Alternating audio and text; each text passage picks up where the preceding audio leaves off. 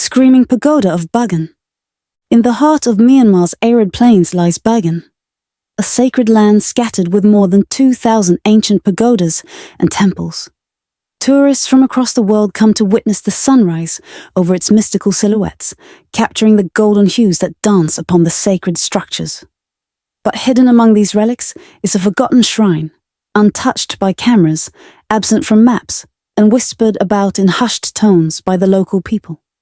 But before that, I would say welcome back to the Brainfeed For You channel. It is known only as the Screaming Pagoda. Even lifelong residents of Bagan avoid its vicinity.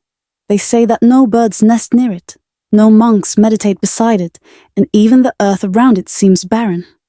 A faint, bone-chilling wail is said to echo from its cracked stone walls every night.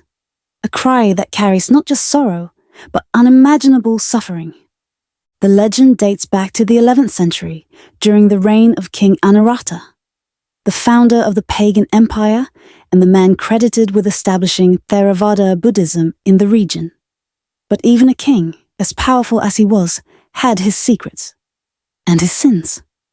According to the tale, Anawrahta had a daughter, Princess Theindya, a woman of unparalleled grace and wisdom. She was known throughout the kingdom for her devotion to the Dhamma and her serene beauty. But Theindya harbored a forbidden love, a love for a commoner, a humble architect named Saya, who was tasked with building the grandest pagodas of the era. When their secret was discovered, the king was furious. Royal blood was not to mix with the hands of the laboring class. As punishment, Saya was executed, buried beneath one of the very pagodas he helped construct, his soul bound to the bricks and mortar of his creation.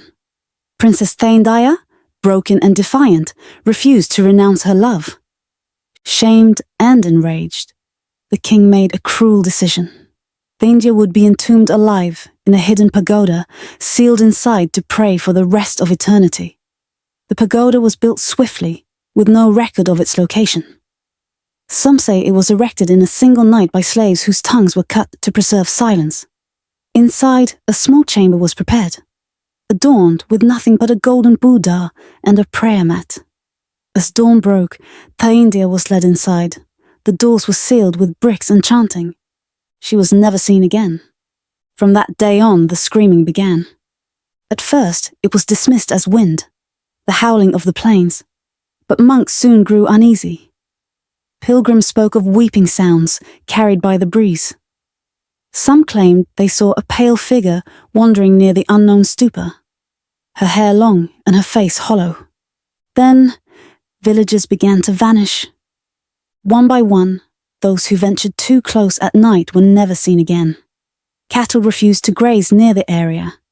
A strange scent, like burned jasmine and decaying lotus, lingered in the air. The pagoda became a curse, its very presence considered an omen of misfortune. The king, in a desperate attempt to cleanse the region, summoned monks to perform an exorcism. For 3 nights they chanted. On the 4th night, all 10 monks were found dead, their faces frozen in silent screams. The pagoda was sealed once more, this time with iron and stone. Centuries passed, and the tale faded into myth, but locales still speak of the sound. Every year, on the night of the blood moon, the screaming grows louder. Tourists who stay too long in the plains report dreams of suffocation and stone walls closing in. Some even return home with scratches along their arms and bruises in the shape of handprints. In 2007, a foreign archaeologist named Dr. Marcus Hall, intrigued by the legend, attempted to locate the Screaming Pagoda. His team uncovered a small ruin buried beneath overgrowth, far from the main tourist paths. There, beneath cracked stone and dust, they found a sealed doorway. The door was opened. Inside, they found the remains of a woman, seated in meditation, hands folded, eyes wide open in horror. Her jaw was broken as if from years of screaming. The golden Buddha before her had cracked in two, and behind the statue, carved into the wall, was a message in ancient Burmese. Love beyond caste is a curse to kings, but mercy belongs to none. Dr. Hall's journal was found weeks later. Pages were torn and covered in strange symbols. He was never seen again. To this day, the location of the pagoda remains a mystery once more. The government has denied its existence. Locals pretend not to remember. But if you wander far enough into the forgotten parts of Bagan, you might hear it. A single, sharp wail that cuts through the silence of the night. Not all temples offer salvation. Some only echo the pain of the past. And in the case of the Screaming Pagoda, the past never died. It still screams.